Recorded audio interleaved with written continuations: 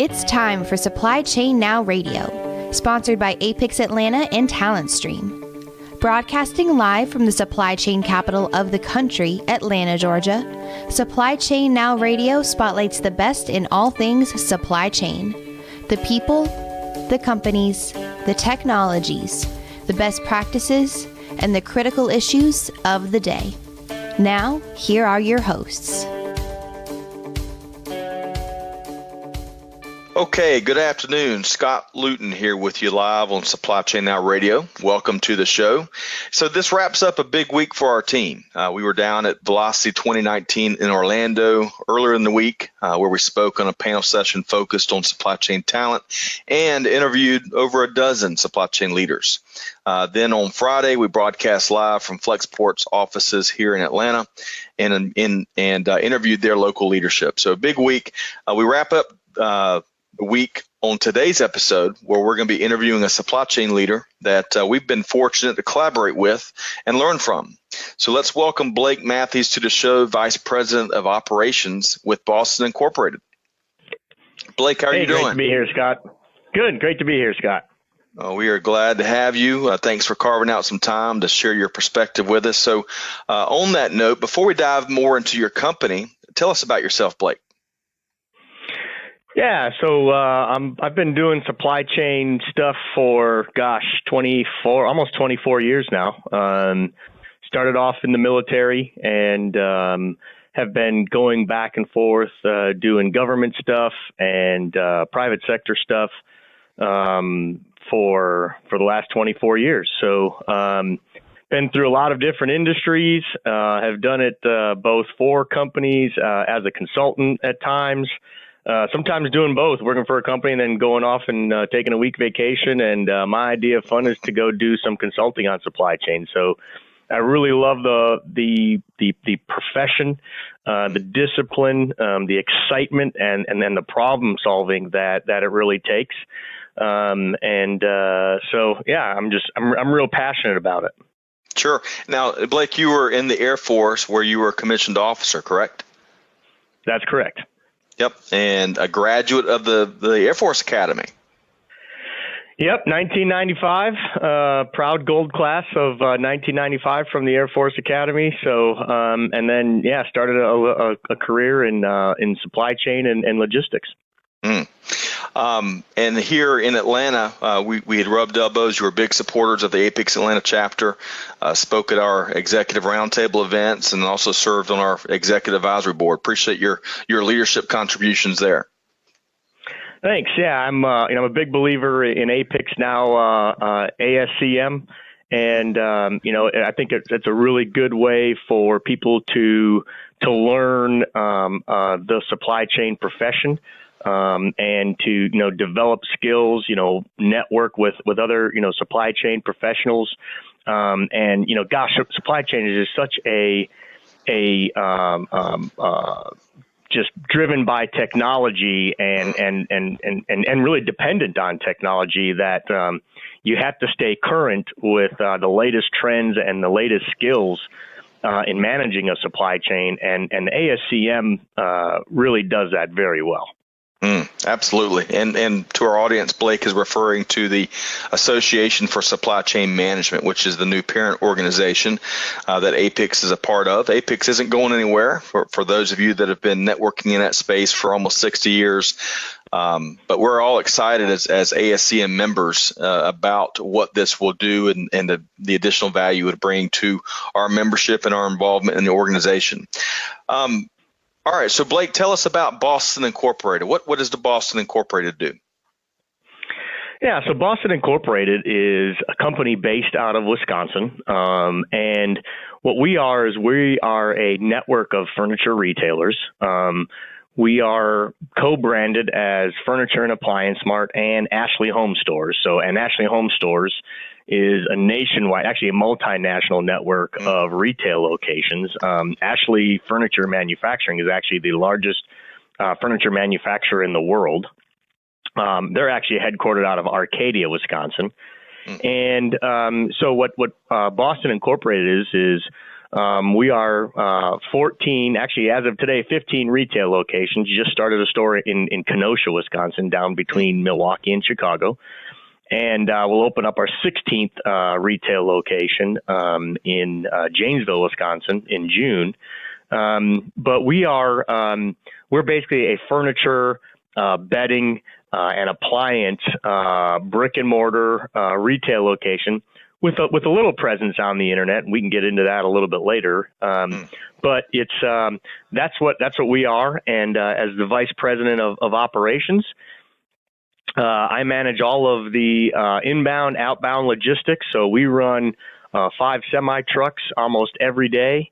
And we have anywhere from 12 to 30 delivery trucks doing in-home installations on a daily basis. So it's quite a dynamic organization when you look at it. Somebody goes, it's furniture, but there's actually a lot that goes into it that I didn't realize before I came here. Sure, and lots of growth, and while we all love growth, it can pose an interesting challenge to the supply chain organization. On that note, Blake, what are some of the unique aspects of the supply chain organization at Boston Incorporated? Sure. So, really, in Boston Incorporated, and it's really driven by, the 3 different markets that we have. And like I said, we recognize those as furniture, which is everything from, your dining room table to your sofa, to, maybe an office, furniture set, desk, bookcases, and then, bedding, and then appliances. And what's unique about them is, number one, appliances are starting to move more almost to being a commodity, much like, televisions, used to be, a very unique thing. And electronics is now very commoditized, right? So nobody gets a television repaired. Appliances are starting to move towards that, where instead of getting an appliance repaired, you just go out and you buy a new one, which is very different from furniture or bedding, where a lot of times on furniture, if a chair breaks or something, a lot of people just live with it, right? Or they actually can get it repaired, and we actually run our own service techs for appliances and furniture out in for our customers. The other thing about furniture and appliances, again, a little less on appliances and bedding, is that it's still not something that has flipped over to the e-commerce, right? People still want to lay on that mattress, or they want to sit in that chair. They want to actually get a feel for those things. One of the things I've talked about in the past is there are a few industries right now that have kind of been able to discourage e-commerce. One of those is furniture and bedding. Adjustable base beds are a big trend in the U.S. right now. And so furniture is one of those. It's one of those products that you want to be able to touch it, feel it, sit in it, see how comfortable it is before you buy it. Another one is jewelry, right? Nobody wants to tell their fiance that they bought their engagement ring on the internet, right? You probably won't even have a wedding day at that point. So, there are still a few industries that are kind of safe from the e-commerce just because the customer wants to have that personal touch in the store. So shifting from the supply chain organization at Boston Incorporated and some of those unique aspects of that you were touching on there, let's go a little bit broader. So what are 2 or 3 supply chain trends that you've been tracking more than others lately, Blake? Yeah, so there's a few different things that I watch, for Boston Incorporated, but also for some of the consulting things that I do. So number one, I'm still watching technology very close. Whether it's drone technology on delivery, or whether it's ERP systems. So how technology is helping us to become more efficient. It seems like every time I turn around, there's a better way to run our distribution center, or a more efficient way. There's a more efficient way to do our deliveries and transportation. And 95% of the time, it's because of a change in technology that's gone on. So, and what's driving that is still some e-commerce pressure. People are now getting used to seeing where that product or service is via, an app on a phone or, something on their computer or tablet. And that's still something that, we see consumers now know that, time is very valuable to them. And every time we can give them a more exact delivery time on when our crew is going to be there to install that refrigerator or that oven, or any sort of way that we can make the payment process faster, or the in-store experience on, hey, I want to finance, this $5,000 worth of furniture that I bought. Any sort of way that we can make the experience in the store faster. The consumers are really now more cognizant about how long is it taking me to go through this purchasing process. And again, it's technology. How do we link all these things, together? So, supply chain is still very technology driven, and there is something to be said about if you can make that purchasing experience much more efficient, and give that consumer back some of their time. Sometimes they're actually willing to pay more for that because they get their time back. So the advancements in technology is one, right? From the operation side, from the consumer side, there's also a technology thing about smart appliances, right? Or, we are more and more selling, refrigerators that are hook up Wi-Fi and can tell you what you're missing in your refrigerator. Adjustable base beds that, can not only can you raise the head or the foot or sleep in a 0G position, but it'll measure how well you slept last night. Right. There's a bed out there now that if you have a Nest thermostat, it will measure how good your sleep is and how warm your bedroom is. And it will learn that, and then it will adjust the temperature in your bedroom based on what it says is the best temperature that you sleep at. Wow. So technology, again, really driving, consumer decisions and, some of that intelligence. Are there any smart beds yet that have been able to manage the two dogs that sleep with you and take up most of the mattress? I don't think that's been developed yet. No, but I'm sure somebody's thinking about it if somebody's having that problem. Absolutely. Right. Yeah. And then the last thing really, trends in supply chain, really that I'm noticing is, there's really been a focus on the profession and education, and with the economy right now, obviously, everybody's looking for all sorts of different professions, but I've really seen that supply chain people are in high demand. There isn't a week that goes by, and sometimes it's multiple queries in a week where I'll get somebody who, asked me to be a reference, or I'll get a headhunter calling, asking me if I'm ready to, take the next step in my career, or some other sort of solicitation. Hey, Blake, do you know anybody that is a buyer or a supply chain analyst in this region of the country? I've never seen anything like this as far as the hunger and the need for supply chain people. I mean, it's absolutely unprecedented right now. And then really the third and final trend, I would say, is really a huge focus now towards demand planning.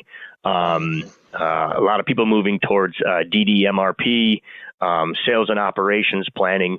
Again, another, I think I think there's always kind of been a focus on, inventory management and having the right inventory and, minimizing obsolete inventory. But right now, again, a huge effort on behalf, across all industries that I've seen to better manage inventory and how do we better predict customer demand? How do we better, stock in our warehouses or our distribution centers the right product that we can, increase inventory turns?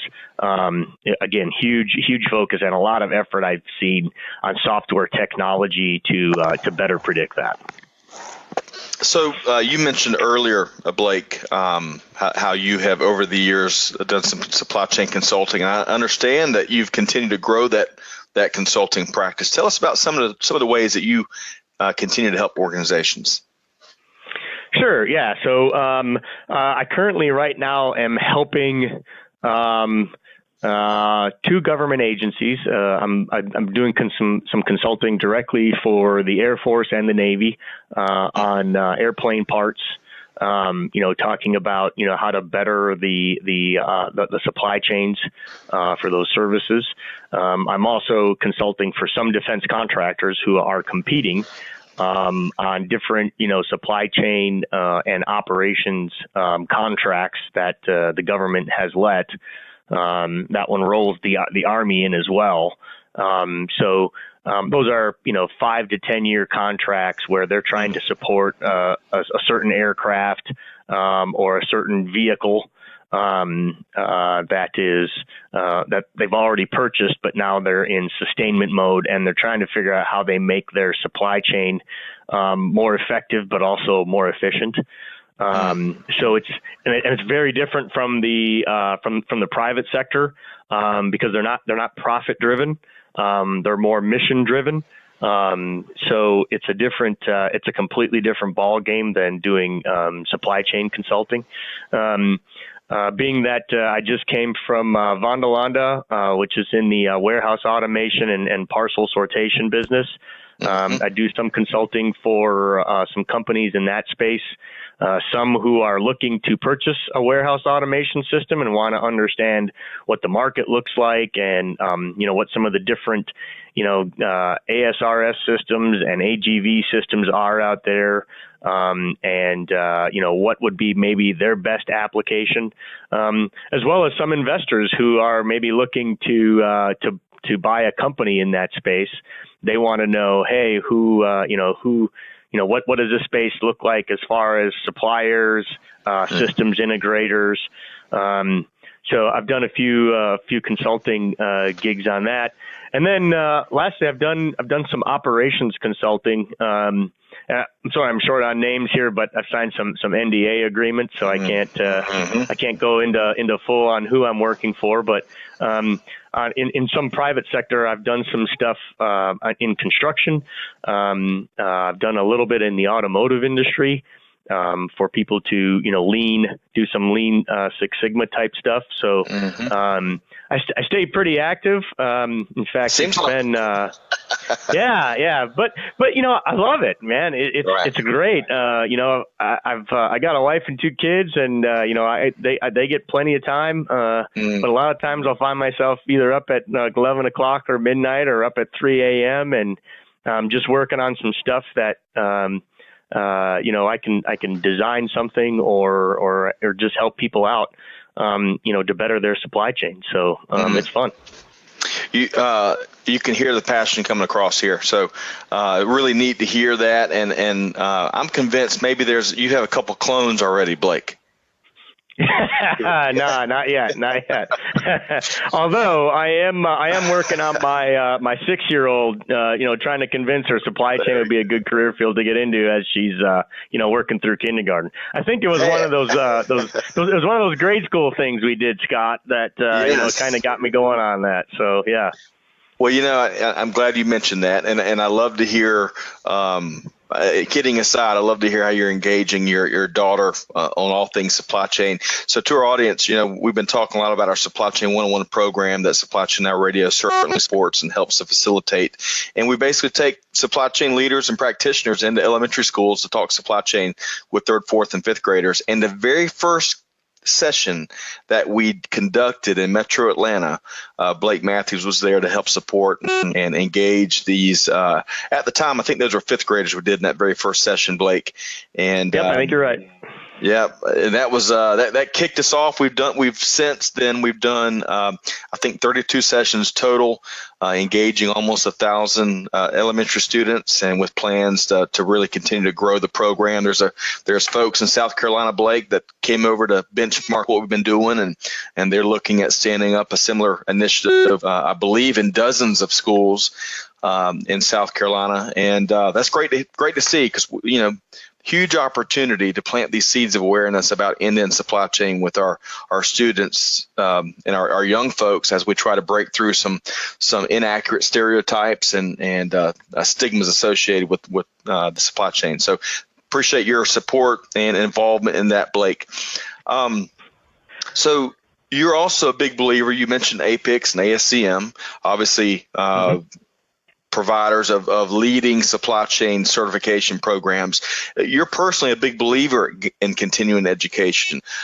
Blake, tell us about the impact you've experienced from your continuing education journey, and some of the impact maybe you've seen some of your team members experience through the years by continuing to invest in themselves. Sure. So, I'm continuing education is one of those things where when you're in a career field for 25, 30 years, there's going to be change, right? I mean, if there isn't, then what's happening to that profession is probably dying. So when I look at, where supply chain was when I started, it is completely different from where it is right now, right? I mean, the use of technology is so much more important, and continues to evolve. So the continuing education really does a couple things. First and foremost, it really provides a backbone and a structure of what the latest trends are. So you get this education, background, and with APICS, I started off with a CPIM certification, and that really helped me understand, factory production and inventory management and those kinds of things. And as I progressed in my career, I had to have a bigger picture of what was going on, and so a CSCP certification came next, to where I could understand more of the whole, kind of end to end, and not just what's going on outside, inside the four walls, which is what the CPIM really focuses on. But as you learn the CSCP, it's also a common language. So you're understanding that, or you're being taught that, there's a language that goes along with supply chain. And as I've taken all my teams and kind of run them through different, certification programs, one of the more valuable things that we've found is, hey, this gives everybody a common language to talk about. So the buyers are speaking the same language as the warehouse personnel, who are speaking the same language as the logistics guys are. So everybody begins to understand and really plan the same way. So again, as I progressed through my career, I got into SCOR, and which was an even bigger picture and how to measure and analyze everything. Interestingly enough, CLTD came along later on, and right now I've got a heavy logistics, transportation, and distribution type organization, which was probably my weak part of supply chain management. It was probably the part that I knew the least. So I've got different regions right now, regional delivery managers, 4 of them actually, and myself, and we're actually all going through the CLTD certification together. as part of their professional development, as part of my professional development, and really, more importantly, as part of all of us to be able to speak the same language, right? Because even in the state of Wisconsin, you've got 4 regions, and we all kind of do things even just a little bit differently. So to have that common education, that common foundation that we can all use as a common language and skill set, it allows us really to communicate a lot better. So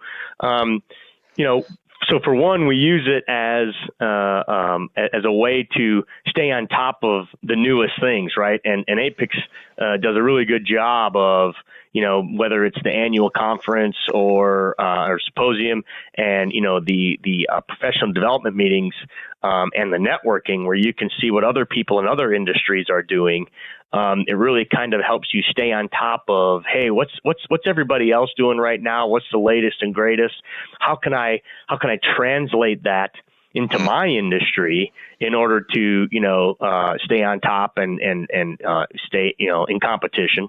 But then again, it's also that common language that I've found. So here we've started with CLTD because transportation, logistics, and distribution is a huge part of this business. And Blake, if I can, can for our audience, CLTD, when Blake mentions that, he's referring to the certification in logistics, transportation, and distribution, which is one of the newest certifications that APICS rolled out after the organization had acquired the old AST&L association, I believe, Blake, which was the American Society for Transportation and Logistics, right? That's correct. Yep. So the body of knowledge is still proven, but APICS absorbed that association and rebranded that long-standing proven body of knowledge into the CLTD program, which Blake is referring to. That's correct. Yep. So we started off with that here at Boston Incorporated. We'll start to next year make an investment. We have 2 distribution centers, and we'll start with some CPIM certifications for those guys, as well as kicking off some of our senior managers and directors into the CSCP. So it's really, like I said, it's kind of something where we've kind of started to slowly phase it into the organization here. And again, part is so that we're all speaking, one language. We've got 700 employees in this company, so it really helps. It really helps overcome some communication hurdles in a rapidly growing company if we're all speaking the same language. Yep, great point. And CSCP refers to the Certified Supply Chain Professional certification, which is one of the industry's most popular certification that APICS also offers. So thanks for walking us through that, Blake. Of course, you were talking there about the huge value of the common language and how teams can move faster, organizations can move faster when they're aligned around language and terms and jargon, all that good stuff. Let's shift gears and let's talk about veterans. In fact, you and I both are Air Force veterans. I was enlisted, you were a commissioned officer, and we're both big believers in how can we support veterans that are transitioning out of the service, regardless of where they're going. We all don't know what we don't know, and we need support in that way. But how big of an opportunity do you think the supply chain field is for veterans that are transitioning out of the service, Blake? Oh, wow. So first of all, it's absolutely gigantic. There are, like we talked earlier, in the private sector, there is just a huge need right now for supply chain, logistics, transportation, distribution, professionals. And the military has a lot of men and women that really get they get a really good education. Each service, and I've talked about, I've worked with all of them. They do a really good job of educating their enlisted and officers on logistics and really supply chain. I'm using both terms there for a reason, and that is because the military doesn't use the word supply chain a lot, and private industry doesn't use the word logistics a lot. And in private industry, logistics has really become part of supply chain. So what happens is, and some of the frustrations that I've encountered in helping some of our veterans, find jobs in the private sector in supply chain, is again kind of goes back to what I talked about with APICS and the common language. Is there's a language barrier there, and the language barrier is somebody who's done that in the military has a hard time translating what I've done in the military to what I've done in the private sector. And unless you're a guy like myself in the private sector who's been in the military and you see the resume of somebody who is a veteran, you may not make that translation effectively, right? So when somebody talks about, I reduced my cap rate on my F-16 from, 10% to 5%, and my FMC rate, went from 85 to 95. A lot of people in the private sector are like, what the heck does that all mean, right? Right. I know. You're giving me flashbacks as a data analyst in the 77th and the 78th Fighter Squadrons at Shaw Air Force Base. I used to hang the numbers on the sign on the chain link fence that related to the fully emission capable rates and others. So anyway, please continue. I love kind of where you're going with this. So those of us in private industry who've been, in the Air Force and, the Army has similar metrics, know that what that person just told me is that they were able to reduce the number of parts that were emergencies, and that they basically were able to fly more aircraft as a result of properly managing their supply chain, right? Their FMC, or fully mission capable rate. So we understand what that resume bullet just said. Guys who weren't in the military won't understand that, and that's one of the huge issues. I probably, again, not a week goes by because I'm connected to a few veterans organizations as a resource for just reviewing resumes. Hey, would you give this a once over? And a lot of times I'm asked to translate this for the private sector for me, right? In other words, change the language of the resume so that it speaks to a private sector job.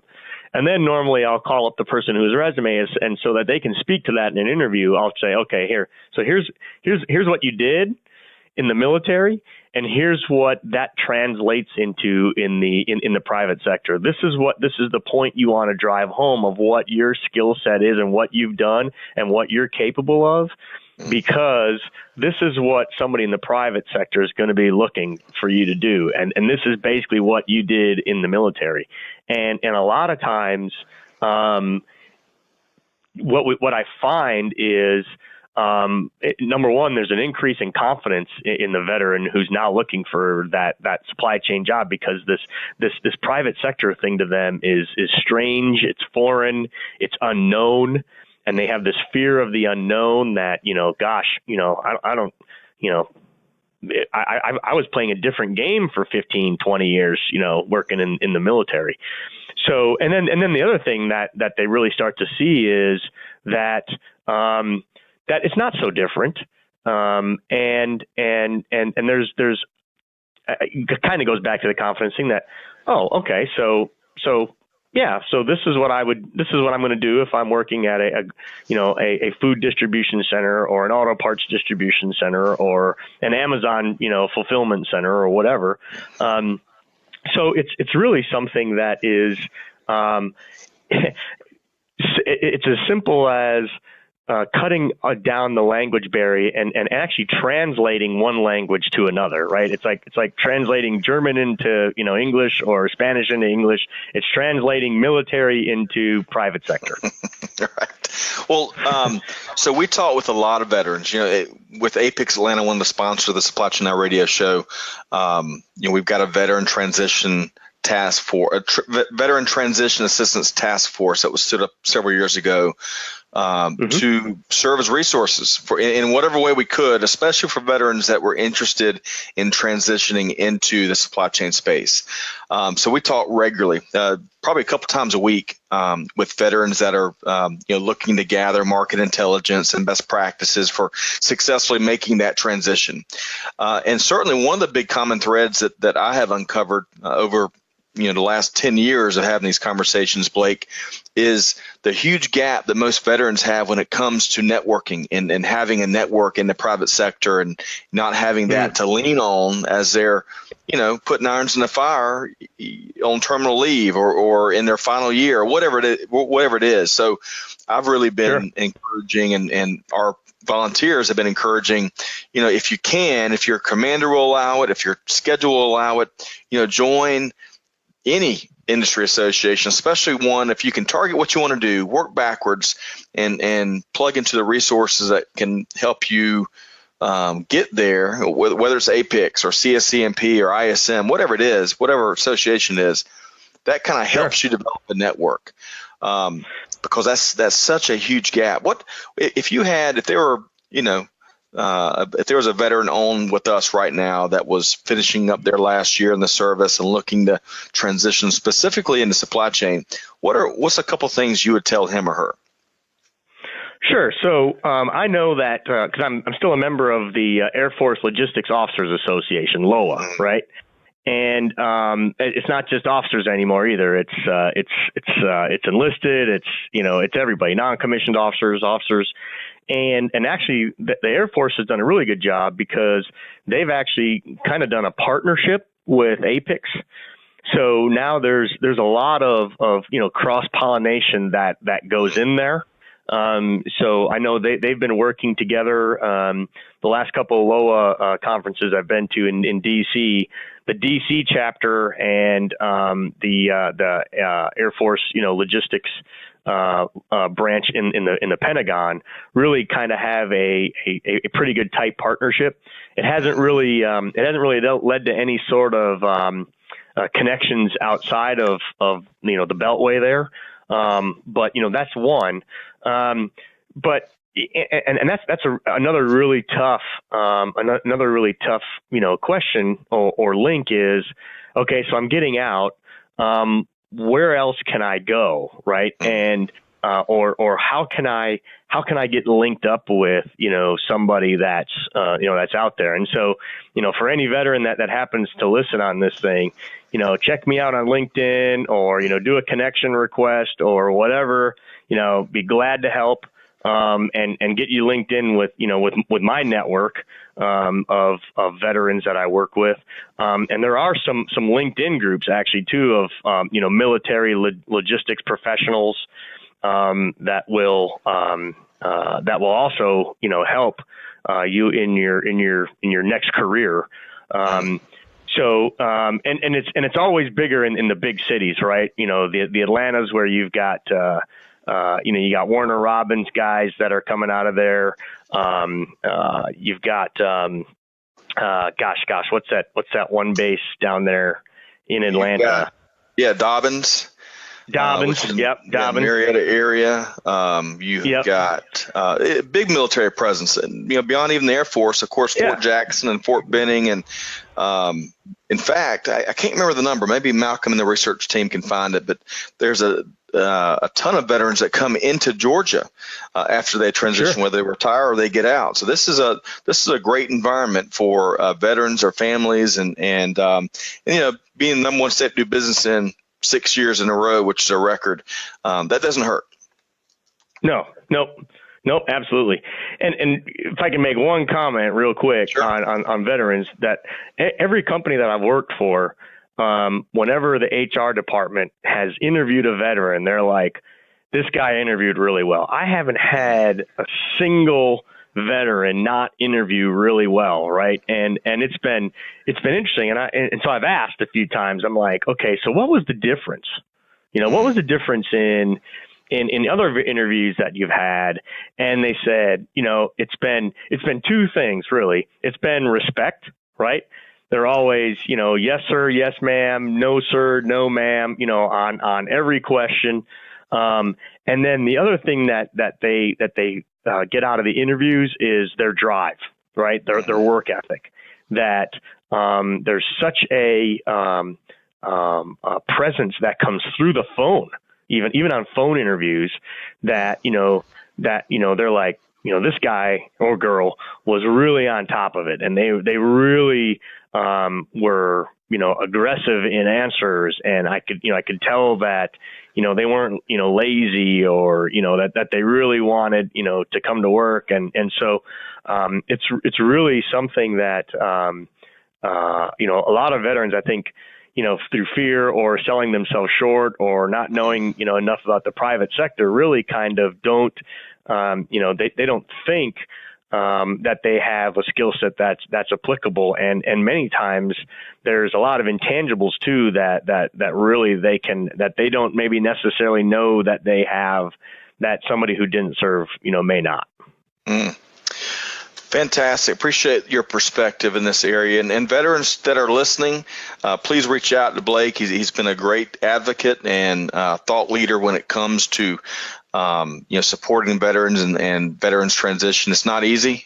Some veterans do transition more successfully than others and more easily than others, but huge challenge for many, and it's good to see, especially in recent years, between employers and different governmental agencies and even cities and municipalities kind of band together to help address this challenge, because I'm not sure if there's any more noble mission than to support the folks that have worn the uniform and served our country. So, Blake, on that note, how can folks get in touch with you or learn more about Boston Incorporated?